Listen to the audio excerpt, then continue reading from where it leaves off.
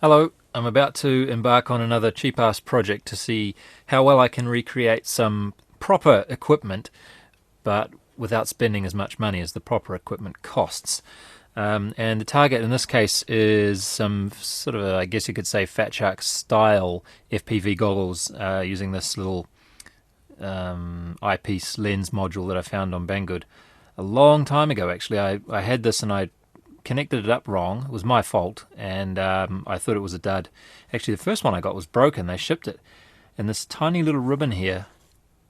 See that tiny little ribbon on top that doesn't want to focus? They just shoved it in a like a little bit of foam wrapping, and that was all the packaging they gave it. So of course it arrived broken on the first one because it's actually I've just taped it on here. With double-sided tape to keep it secure so it doesn't break anymore. But it's very, very, very fragile, so I was just praying that the next one they sent me, they just replaced it for free, of course, as they have always done with everything I've complained about, so far at least. And the next one arrived okay, so this one works. We'll have a look at that in a minute, but the reason I want to change this at this point is most of my flying I've been doing, well, all of my flying I've been doing with these Quantum the first version of the Quantum goggles, but they're getting a bit ratty now. This elastic never really stuck to my face very well, and they just felt like they never really fit properly, and there was light leaking in from the sides, so I had to kind of like tip my head back and hold my face upwards so that I didn't get light on the screen from behind me in the sunny days, and it's just a lot of annoyances. And I also realized that the brightness setting is not working properly. So I've been seeing places that were shadows. When I checked on my DVR to compare it the other day, I realized that the DVR is recording things a lot better than what I'm actually seeing. So anywhere there's even a little bit of shadow, it just goes black, basically. So I'm getting a bit sick of that. I didn't realize that was the case. Anyway, so this is the listing on Banggood where you can find this. It's not cheap. It's not super expensive. Like doesn't cost you as much as a set of Fat Shark goggles would, even if you got two of them. But it's only 320 by 240 resolution, so I think that's about a quarter of the resolution, really, or half, I guess, whichever way you want to look at it. I think the typical Fat Shark goggles, at least the early generations, were 640 by 480, maybe. I don't know. The newer ones are, of course, a lot better. But anyway, this is not even on that level, but it does do decent color, and it displays at the right. It's not slow or hard to look at or anything. But like I say, it is not super cheap. So this is how it came shipped and broken in the first one. They just give it to you like that. Not the best way to ship it, I think. So anyway, let's have a little look through the screen, and I'll just show you quickly what it looks like. Excuse the beeping, I just have the quad sitting here next to me beeping away. And this is the view from the camera sitting on front of the quad. It's just looking at my computer screen there. And you'll probably notice that it looks terrible, but that's only what it looks like in this view through the webcam. When you look at it in person, it looks quite a bit better. The colors are normal. They don't look normal at all in here. The only problem is, though, of course, it's 320 by 240 screen, so there's not really that much resolution. Although the only time I think I'm going to notice that is if I want to use an OSD display on here, because it's not going to be very legible. But just for flying around, I don't think at this point, I haven't tried it yet, of course, but at this point, I don't think I'm going to notice a whole lot of difference between this and the, what is it, 400 TV line, 640 by 480 normally. I can't really tell a whole lot of difference just looking at a normal view like this without any OSD. So to connect it up is actually quite simple. There's only really 4 connections you need. Interestingly, see how we've got the black and the red and the yellow there? That's what you would normally use to connect pretty much most other AV signal equipment up, isn't it? Red, black and yellow. We don't use those. These are the buttons for adjusting the brightness or the contrast or something or other. Just brightness, I think. But I'm not going to bother with those for now, at least.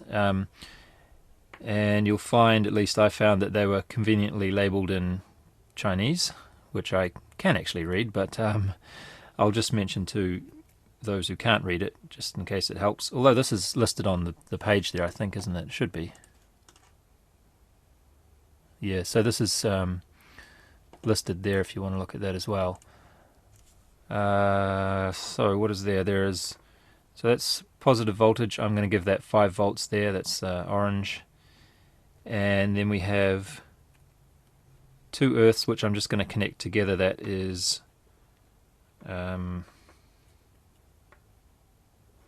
no, sorry, what have I got here? I've only got 1 earth, so I'm just connecting the green, which they've labelled AV minus. I'm connecting that to ground. And then I have blue, which is the AV plus, which would normally be your yellow wire. So that's going to go onto the signal side of the incoming video plug. Not this one. I'll change things over and make things a bit tidier. So yeah, there's actually only 3 connections there, isn't there? Quite simple. So nothing complicated about that, but we just have to be very careful with it and try not to rip that ribbon, because I took a look at the other one that I broke just to see if there was some way to possibly repair the ribbon, but it's not, because you can see on the outside of this one here, it's one of those ones that you can sort of slot the ribbon into, but unfortunately inside there, I forget how it works, but it's something different that was not even remotely repairable, unfortunately. So what I'm going to do with these is I'm going to stick them into the right side of these really cheap and nasty ski goggles. So right being my dominant eye, that's where I'm going to put that. And the idea is that I'm going to try and do line of sight with the other eye, occasionally, of course, maybe just bringing it into land. And if I... No, yeah, that's probably the only time I would use line of sight, actually. Everything else can be done FPV, and you're better off doing it FPV because it's harder to lose your orientation. Anyway, so I haven't really figured out or even really thought about how I'm going to stick this in here, so that's the next thing. I'll get back to you once I've made some progress on that. First thing I notice is that this plastic is really tough, way tougher than I thought it was.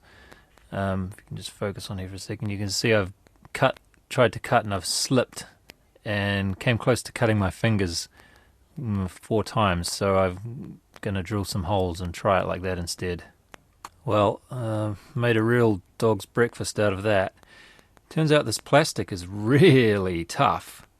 Who'd have thought something to protect your eyes is tough plastic, eh? It's actually almost 2 millimeters thick, would you believe? Anyway, let's tidy this up. I found that for me it sort of feels best if it goes in like this, all the way in on that side, and then this sort of rests on there on the right hand side. So to look at that from the top, it's kind of supposed to be looking straight, but it's not. So I'm going to be looking, my right eye is going to be looking a little bit to the right to be viewing it, but it has to be quite close to your eye to actually look into it properly. There's a very, very small area in front of the lens where you can actually see into it correctly. So you've got to get it just right. Not sure I'm going to hold it on there yet. Maybe I'll drill a couple of holes and try some small screws. See what happens with that. That's what I've come up with. It's actually sitting in a pretty good position now, so I'm quite happy with that result. And it's stuck in there nicely. These lock nuts are just sort of drilled. They go through the screen and the little plastic tab on the side of the eyepiece as well. And I stuffed a little bit of rubbery neoprene thing in there to hold it on that side. The nice thing about everything on this side of the goggles is that you don't actually have to keep it clean, so all this crap here doesn't really matter. I think I'll put some electrical tape or something over here just to make it all black. Yeah, so now we also would want to have a nice shield over this so that we don't break the fragile ribbon again, so I might think about doing that first. I just covered the right hand side with electrical tape to block out the light. Works reasonably well. And now I'm going to put some of this foam, my favorite foam, on there just to protect it. Mainly if it's dropped or something, I just don't want that ribbon to be hitting the ground directly. No, on second thoughts I changed my mind. It's going to look stupid and I can't think of a good way to attach it, so I'm just gonna go out like this and be careful. Okay, it's now the next day. I went out this morning. We actually had some relatively calm weather for a change, and it was sunny too, so I went out to try this. And I've set up this hat cam, and it's a little bit like a dash cam in a car, because I actually got a super capacitor for the Mobius, so that I can set it up like this, so that the idea is that when you switch the switch on, as if this was turning the car engine on, there's a little 5-volt regulator inside there like before. So it looks for all the world like it's doing what it should. And it looks like it's recording and stuff. And I noticed though when I checked it just now that when I turn it off, it doesn't do the little red flicker like it's supposed to. So somewhere between last night and this morning, it's this curse of like everything works properly at home, but then when you go out and try it for real, it doesn't work, it screws up. So anyway, long story short, it didn't record what it was supposed to. So I tried my Mobius file recovery trick to get the file off, but it only seemed to recover the first 20 seconds or so of the video. So we're not going to see much of this, but I'll put a little bit of it in at the beginning, and you'll be able to see myself putting the goggles on. So I wanted to get both views so I could sort of prove that I was actually using my my one-eye Borg style goggles to do this, but unfortunately we can't look at both sides of the picture for very long. Okay, I'm going to attempt to record what I see, or what I would see if I was flying this line of sight, and also record from the Mobius on there, so we should get two viewpoints at the same time. So you'll even get to see me put my goggles on. How about that? Okay, so unfortunately that's where the line of sight camera cuts out. So the first thing I noticed is it's very handy to be able to see what's right in front of you. For example, right about now I'm picking up my controller, so I don't have to fumble around blindly to find it. I can just see it and pick it up. It's very simple. And we should be taking off in a second.